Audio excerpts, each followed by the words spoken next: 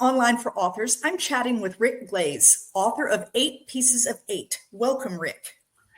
Thank you. So nice to be here, Terry. It's wonderful to have you. I really enjoyed the book, but before we dive into any of the details, why don't you tell our listeners what they're going to find when they open up the cover? Well, this is a treasure hunt for Spanish gold and silver coins. It takes place in the deepest, darkest limestone cave system in the world. It happens to be here in Tennessee, and it goes up to southern Kentucky and down to northern Alabama, but it's right through this area. And of course, it happened over millions and millions, maybe hundreds of millions of years. And I thought it might be a good hiding place for some gold and silver coins. And so that's where I set it. Absolutely. So I believe this is the second in a series, with Spanish Pieces of 8 being your first. Is that correct? That's correct. And it's I don't call it a sequel. It's just book 2. Right. And so it's a standalone book. But in Spanish Pieces of 8, I did a lot of research over years, in fact, about the colonial period and Spain and them stripping gold and silver out of Central America and Mexico and sending it over, making Spain really the most powerful nation in the world at that time. The interesting thing about it is there are a lot of countries, including the early United States, who didn't have their own currency or coins. Right. And they used the Spanish coins because they were precise and they could count on them. They knew this Spanish dollar, which is a piece of 8, had the exact right amount of silver in it to make it worth something. Right. So it was fun researching it. That book's a sailing adventure through the Virgin Islands, is where the treasure hunt happened. And of course, I had to sail all through the Virgin Islands every year for about 10 years to learn all that.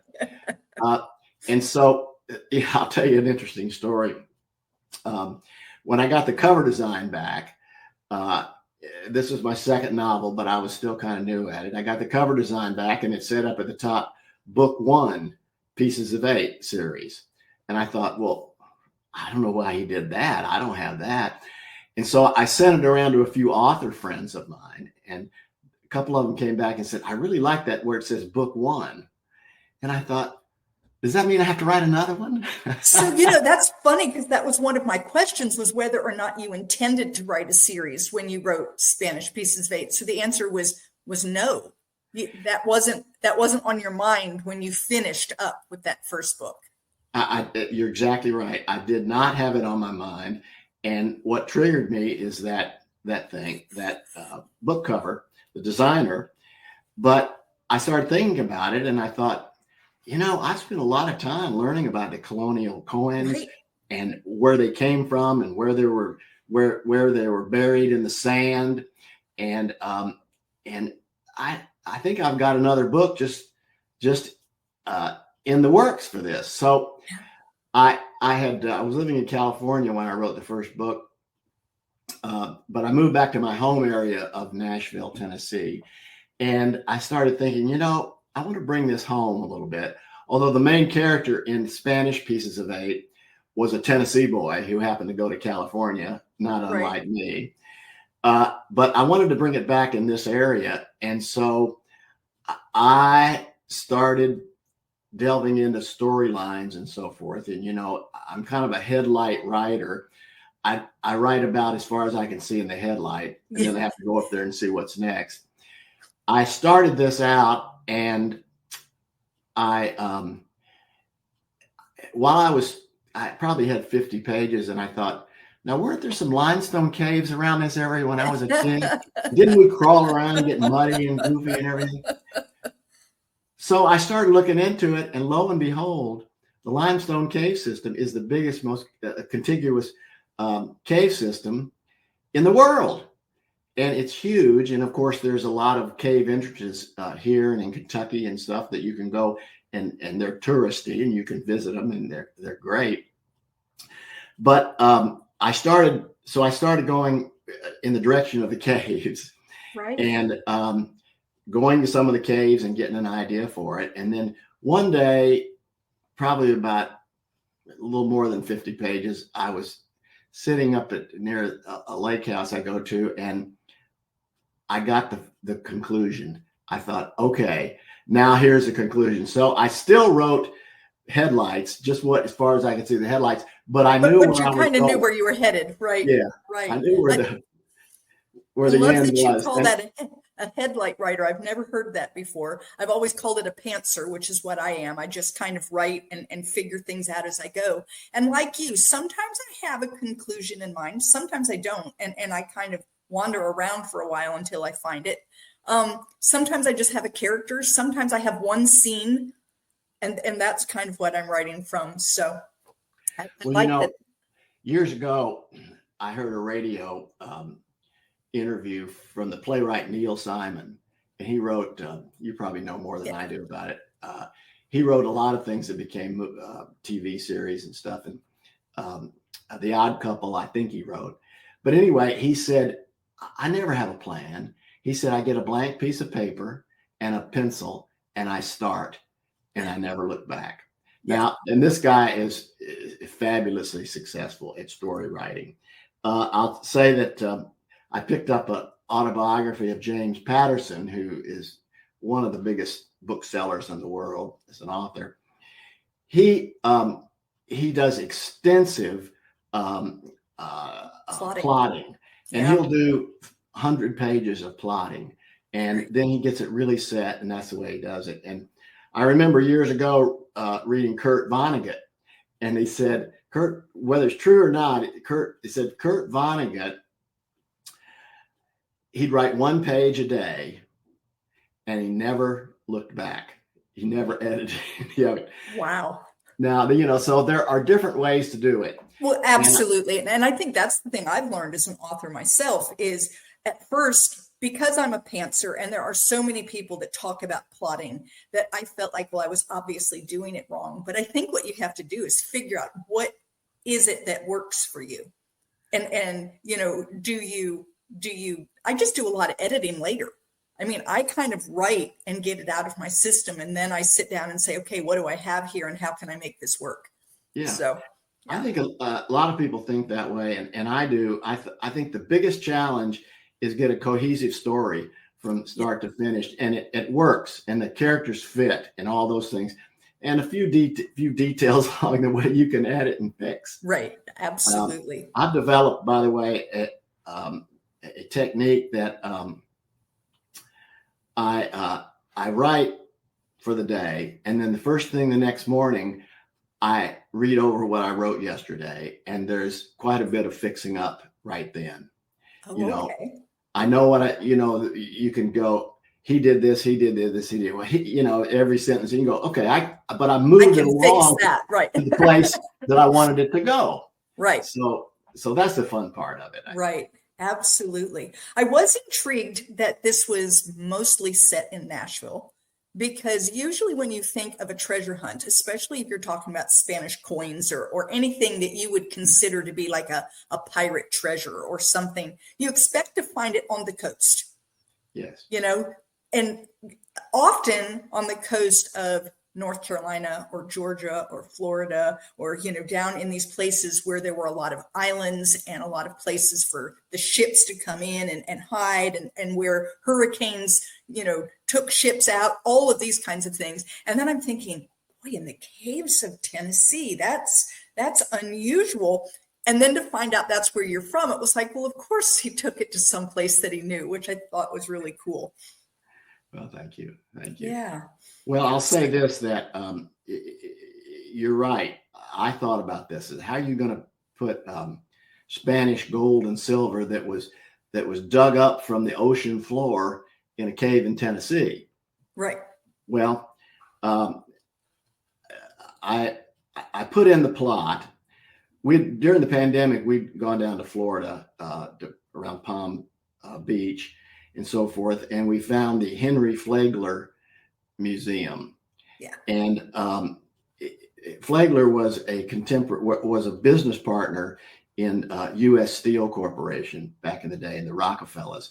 So he became vastly wealthy, and his wife was sick, asthma and stuff. And so the warmer climates were better for us. So they started going down to Florida. Well, Florida wasn't developed back then.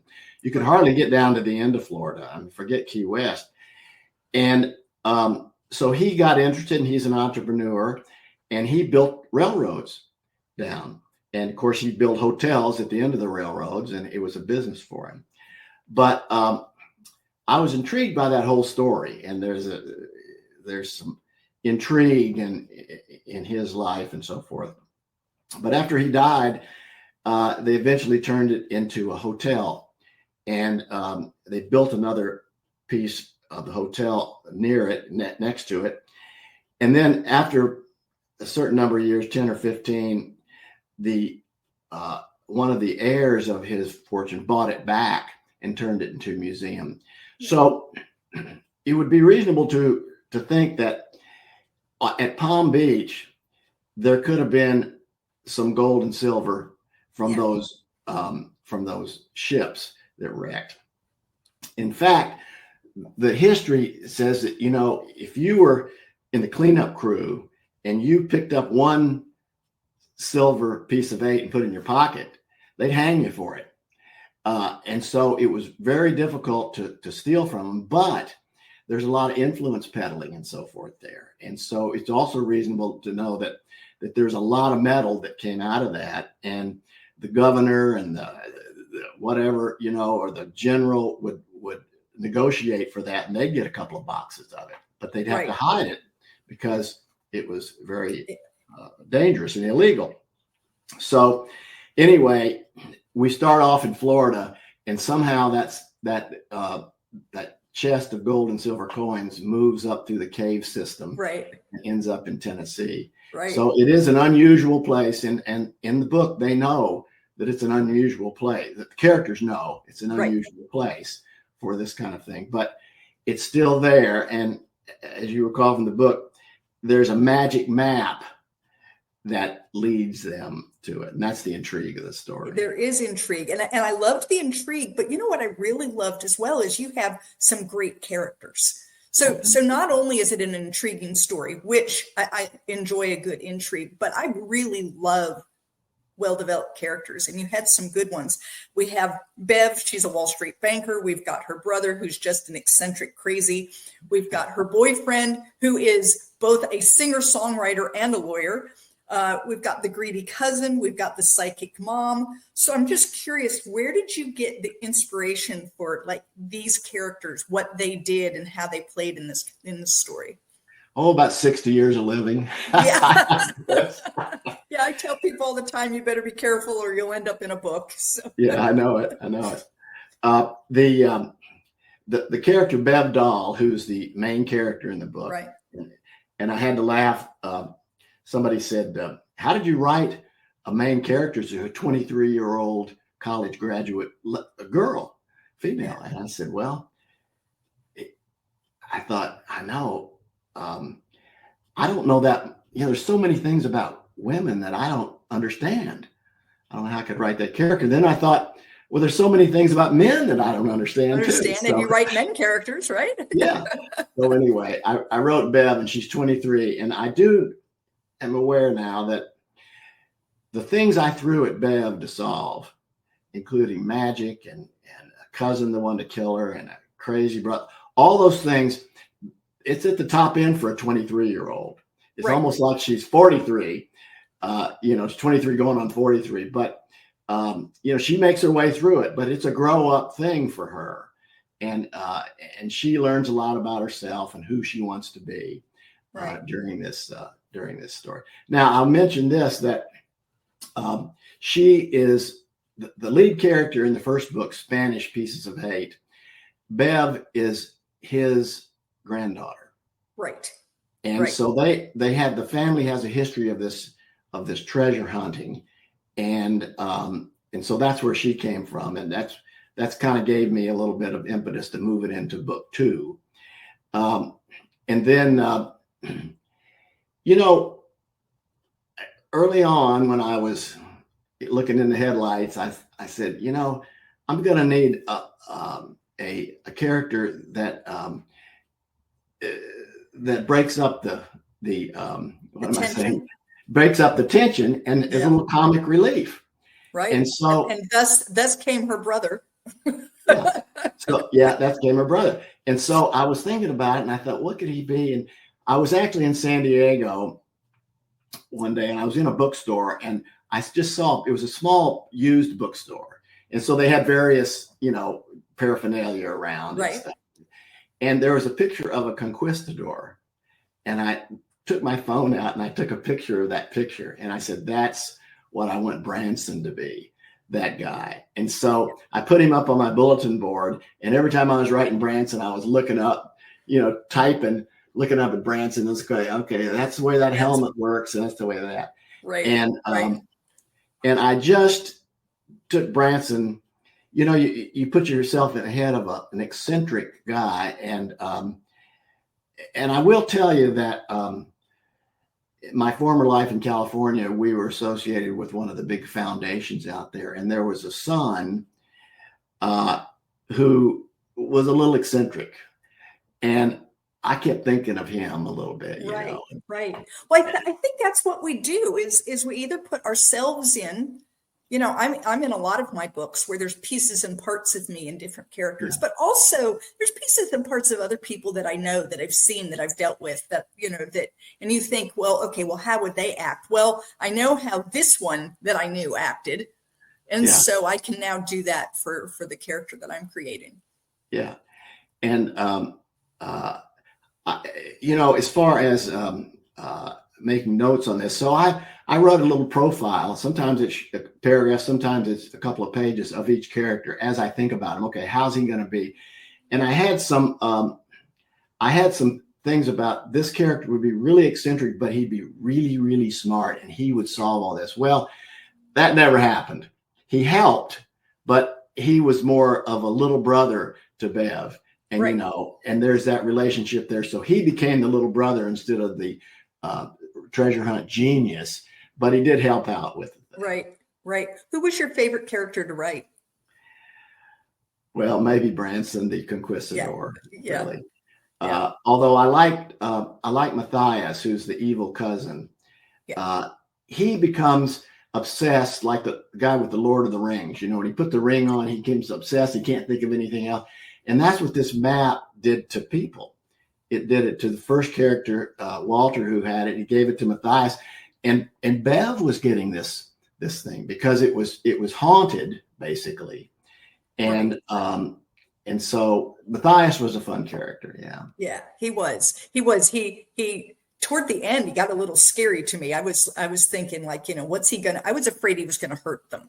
That's what I kept thinking is he going to hurt them? Is he going to hurt them? And so I had a lot of, as I was reading, but it was, like I said, I really enjoyed this story. So we talked about your favorite character. We've talked about Nashville. Let's see here. So in addition to thrillers, I was looking through, I saw that you've written some like humor, some Southern fiction. Do you see yourself spreading to other genres? Or do you really like this thriller and you're going to kind of stay with it? Let me touch on my humorous book. So I wrote a pandemic book, and it's current right now as we bring out 8 Pieces of 8. But I was going to write a story about my experiences moving to California, and a little bit there was sort of a cult thing out there, and I was going to relate that and how a little Tennessee boy in a small insulated town moves to this big meat grinder place, Silicon Valley. And it was going to be some interviews and stuff. And guess what happened in March of 2020?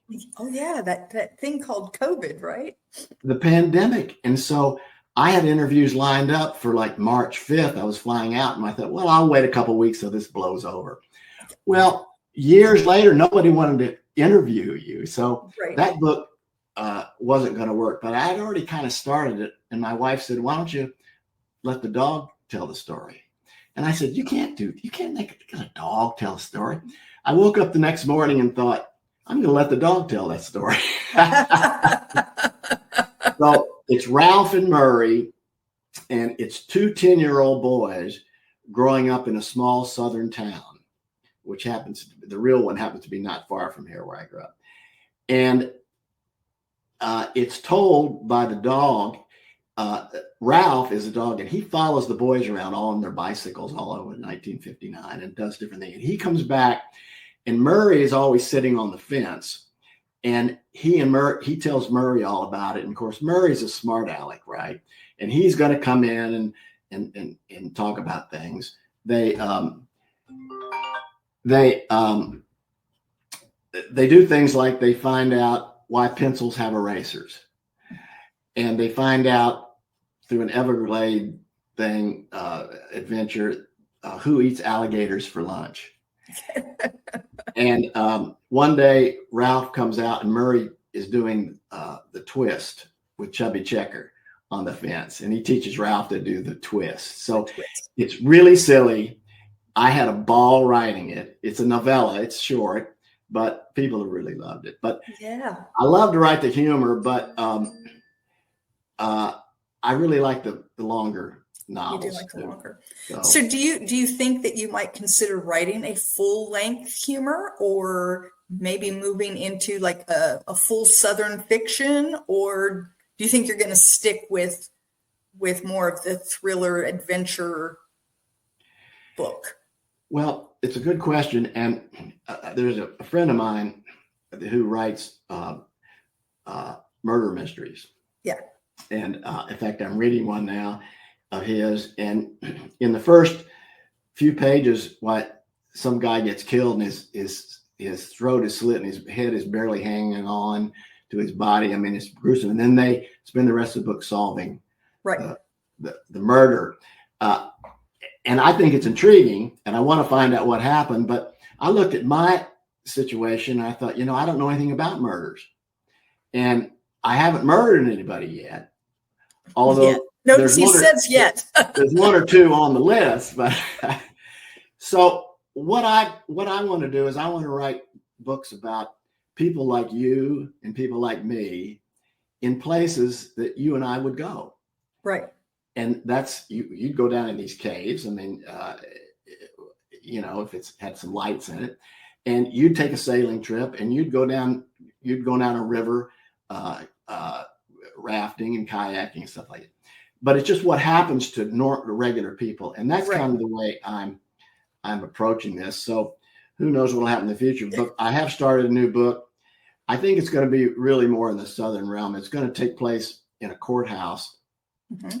That was built before the Civil War, but there are some ghosts that died in the Civil War who never left, and they were born and raised in the country in the South from about 1845 up to the Civil War, and everything about them is Southern and country, and so one guy's gonna be the main character and all his buddies, and then Ralph the dog from the humorist, he's in it, and then the two little boys that Ralph followed around, they're in it. But this is not a humor book. This is they're solving a deep, dark mystery, and it's not exactly a murder, but it's kind of a theft of property back generations ago, and that kind of thing. So it's going to be Southern.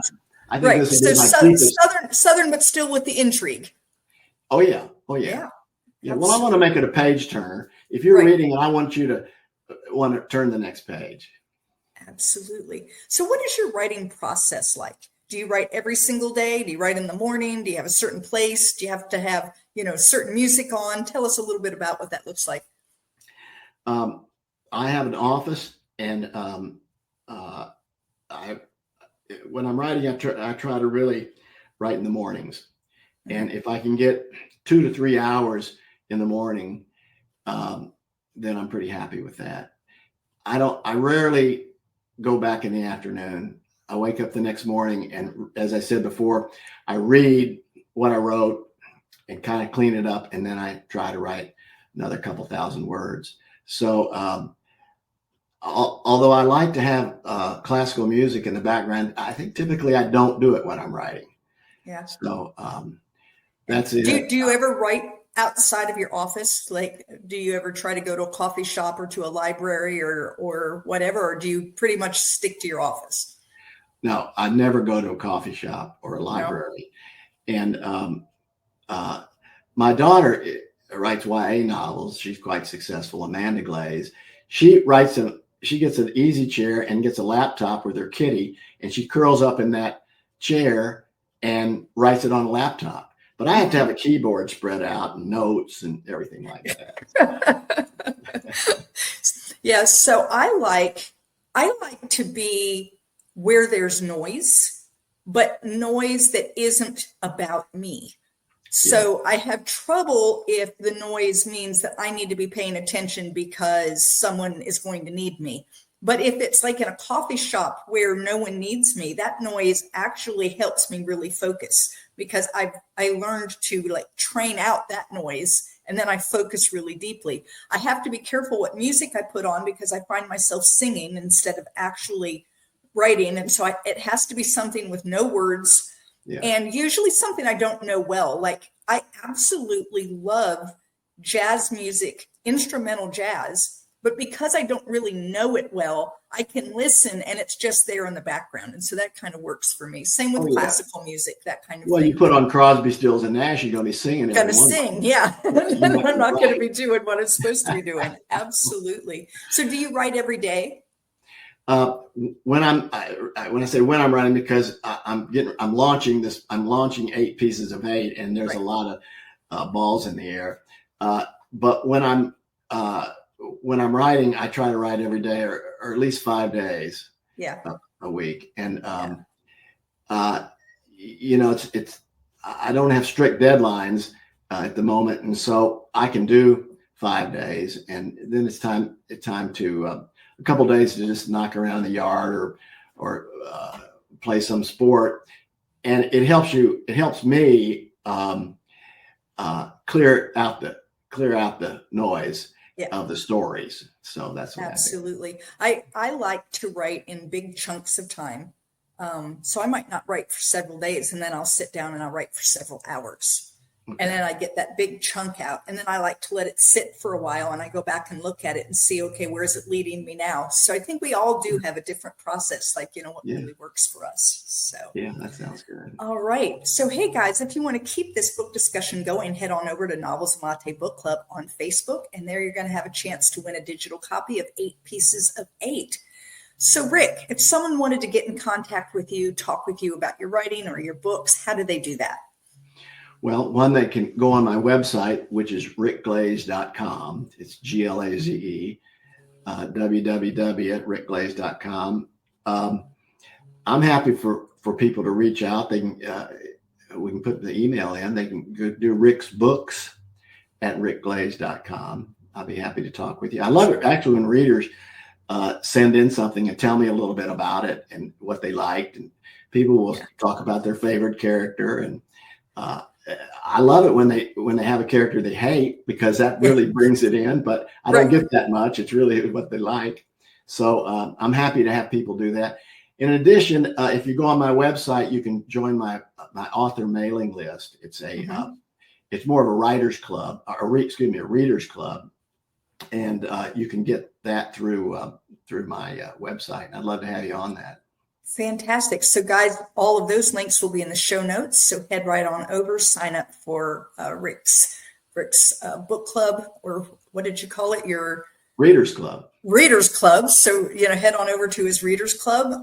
Make sure that you purchase 8 Pieces of 8 and review it on Amazon.